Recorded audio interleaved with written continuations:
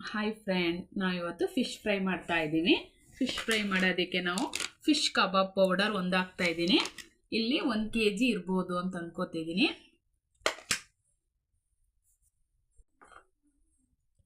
ಒಂದು spoon chilli powder ಹಾಕೋತಾ ಇದ್ದೀನಿ. ಖಾರಕ್ಕೆ ಎಷ್ಟು ಬೇಕು, ಖಾರ ತಿನ್ನೋರಾದರೆ ಸ್ವಲ್ಪ ಜಾಸ್ತಿ ಹಾಕೊಳ್ಳಿ. ಒಂದು ಎಗ್ ಹಾಕ್ತಾ ಇದ್ದೀನಿ.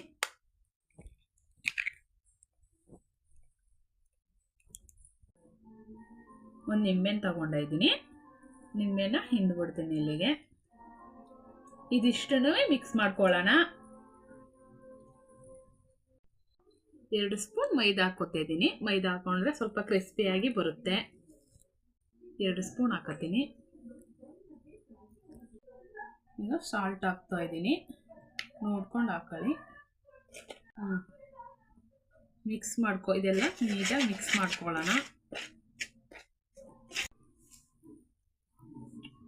ಇವಾಗ ಎಲ್ಲನೂ ಮಿಕ್ಸ್ ಮಾಡ್ಕೋತಾ ಇದ್ದೀವಿ. ಫ್ರೆಂಡ್, ನಾನು ಶುಂಠಿ ಬೆಳ್ಳುಳ್ಳಿ ಪೇಸ್ಟ್ ಹಾಕೋದು ಮರೆತುಬಿಟ್ಟೆ. ನೆಕ್ಸ್ಟ್ ಹಾಕೋತೀನಿ. ಇವಾಗ ಒಂದು 15 ಮಿನಿಟ್ ಮ್ಯಾರಿನೇಟ್ ಆಗಿದೆ. ಇವಾಗ ಬೇಯ್ತಾ ಇದೆ. ಸ್ಲಿಮ್ಮಲ್ಲೇ ಬೇಯಿಸ್ಬೇಕು ಇದನ್ನು. Fish kebab ready.